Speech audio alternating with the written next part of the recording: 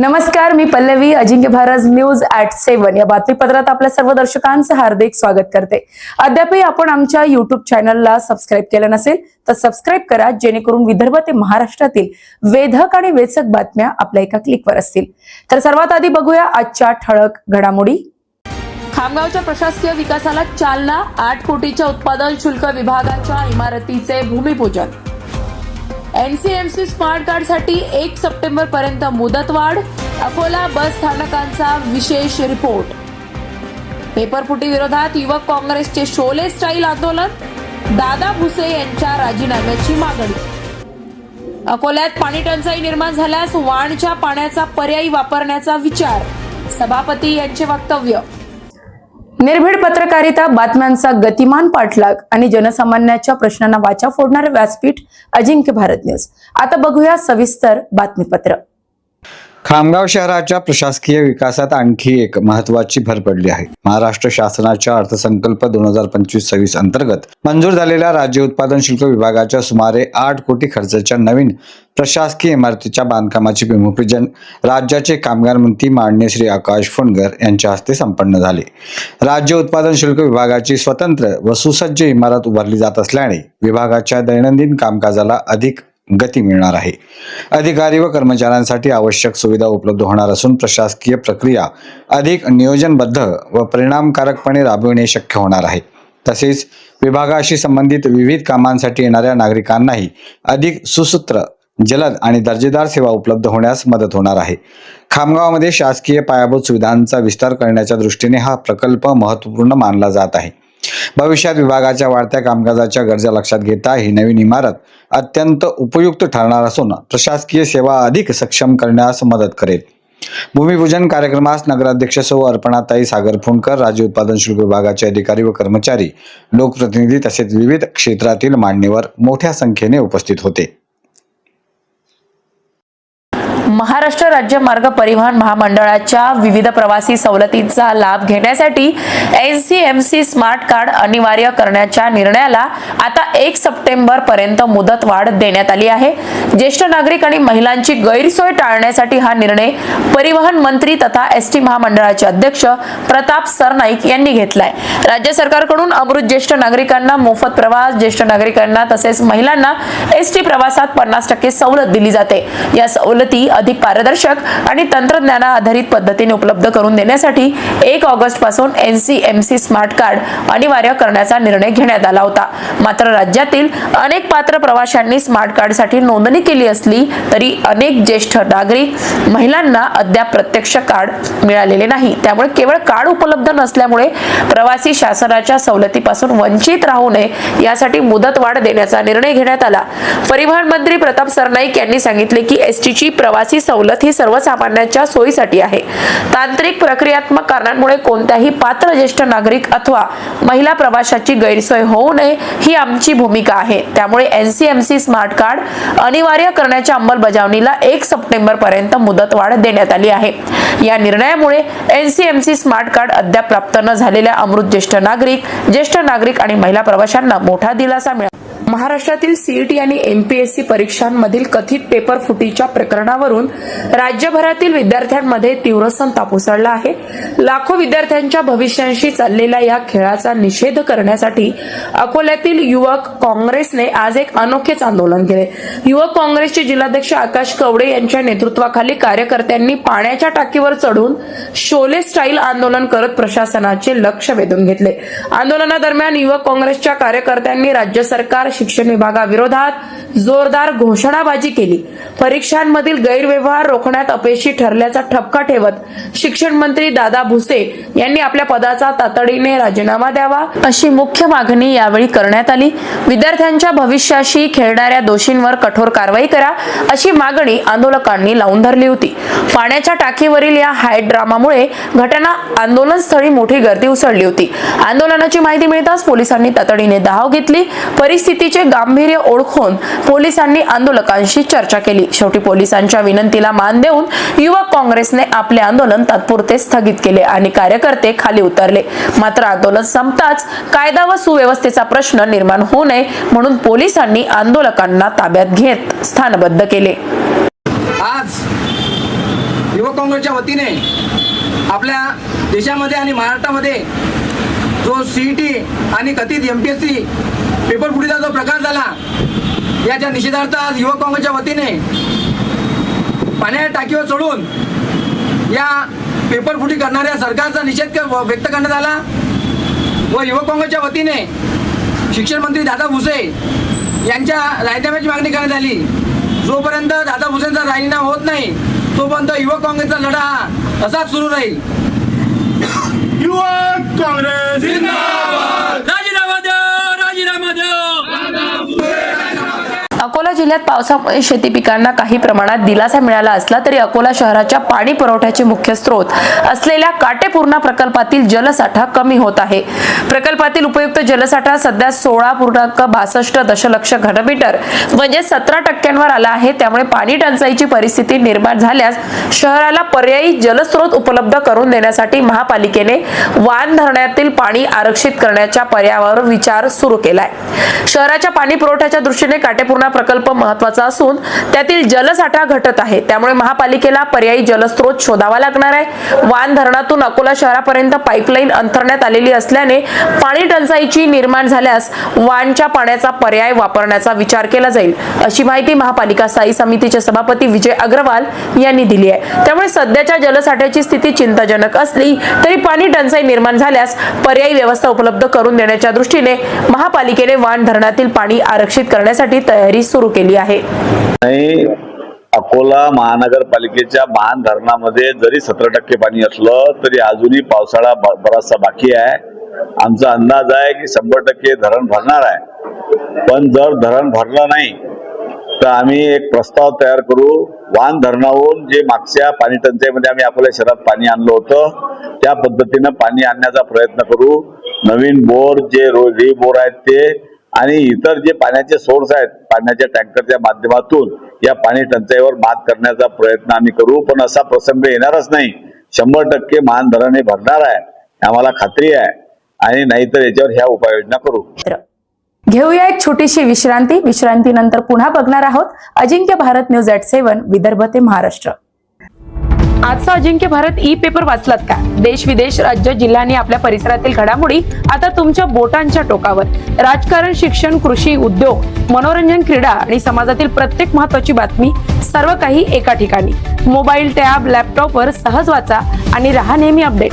आजच भेट द्या आमच्या संकेतस्थळाला www.ajinkyaBharatnews.com आणि जोडा स्वतःला सत्य, विश्वास आणि वेगवान पत्रकारितेशी।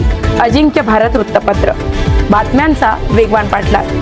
विश्रांतीनंतर पुन्हा एकदा आपल्या सर्व दर्शकांचं स्वागत आहे अजिंक्य भारत न्यूज @7 विदर्भ आणि महाराष्ट्रातील वेधक वेचक बातम्या।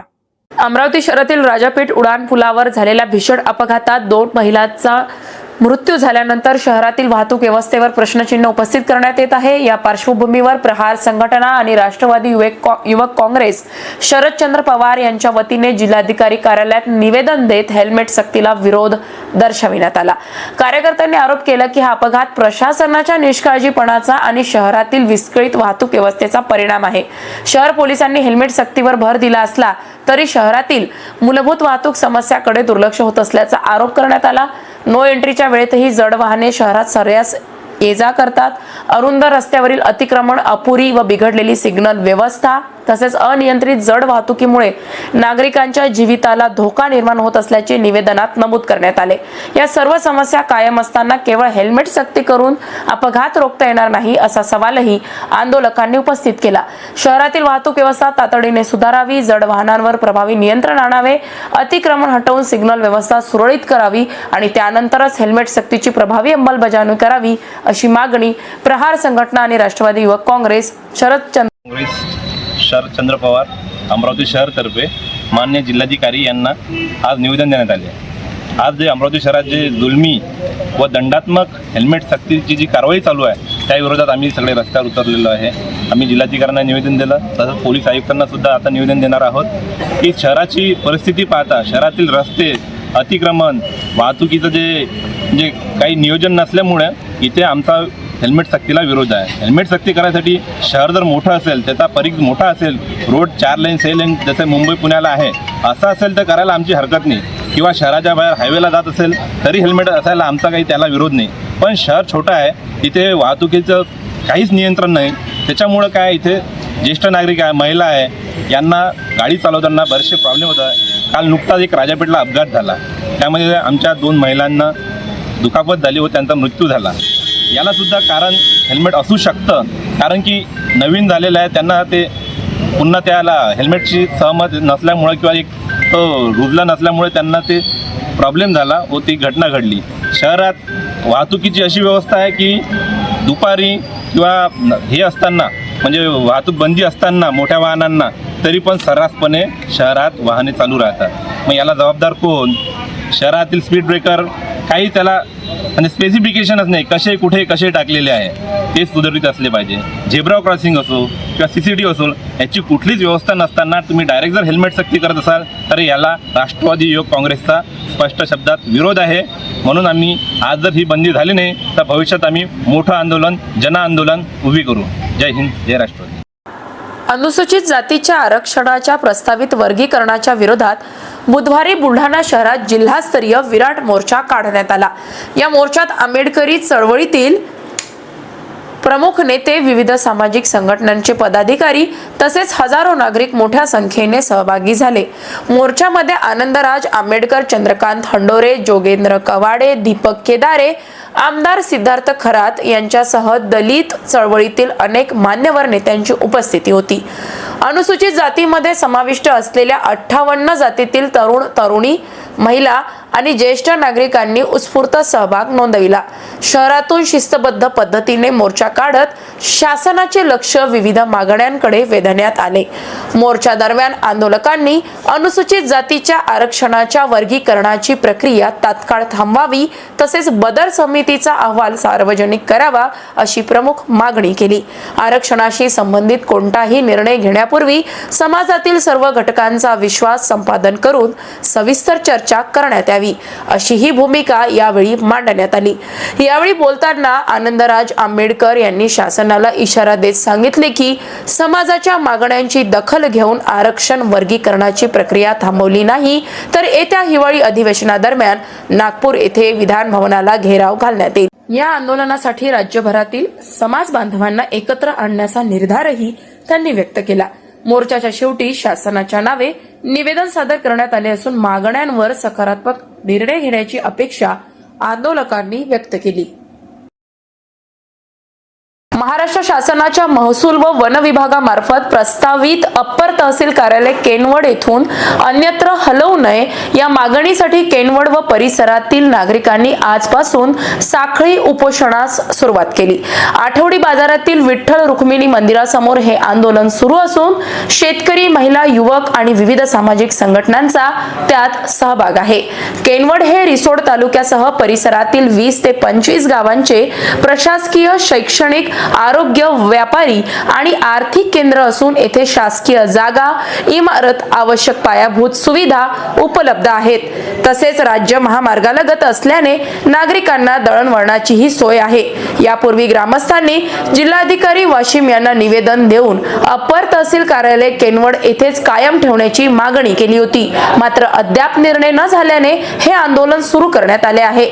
मागणी मान्य न झाल्यास पुढील काळात उग्र आंदोलन छेडण्याचा इशाराही उपोषणकर्त्यांनी दिला आहे. पुण्यश्लोक अहिल्यादेवी होळकर शेतकरी कर्जमुक्त योजनेत अकोला जिल्ह्यातील पात्र लाभार्थी शेतकऱ्यांची यादी गावनिहाय ग्रामपंचायत संस्थेचे कार्यालय, तहसील कार्यालय, पंचायत समिती, सेतू केंद्र तसेच बँकेच्या शाखेवर प्रसिद्ध करण्यात आलेली आहे. शेतकरी बांधवांनी यादीमधील विशिष्ट क्रमांकाची पडताळणी करून आपल्या जवळच्या सेतू केंद्रावर जाऊन आधार प्रमाणिकीकरण करून घ्यावे, जेणेकरून या योजनेचा लाभ घेता येईल. सदर योजनेचा लाभ घेण्याकरिता ॲग्रीस्टॅक नोंदणी करणं अनिवार्य आहे. त्यानंतरच आधार प्रमाणीकरण करणे सुलभ होईल. त्यानंतर महाआयटी मार्फत लाभार्थ्यांच्या खात्यावर रक्कम लवकर जमा करण्यात येईल. आधार प्रमाणिकीकरण संदर्भात काही अडचणी असल्यास आपल्या बँकेचे शाखा व्यवस्थापक, सेवा सहकारी संस्थेचे सचिव, तालुका उपसहाय्यक निबंधक, सहकारी संस्था कार्यालय, जिल्हा उपनिबंधक, सहकारी संस्था कार्यालयाशी संपर्क साधावा असे आवाहन गीतेशचंद्र साबळे, जिल्हा उपनिबंधक, सहकारी संस्था अकोला यांनी केले आहे. विशेष रिपोर्ट. पुन्हा एक नजर आजच्या ठळक विरोधात घडामोडींवर. युवक काँग्रेसचे शोले स्टाईल आंदोलन, दादा भुसे यांच्या राजीनाम्याची मागणी. अकोल्यात पाणी टंचाई निर्माण झाल्यास वाणच्या पाण्याचा पर्यायी वापरण्याचा विचार, सभापती यांचे वक्तव्य.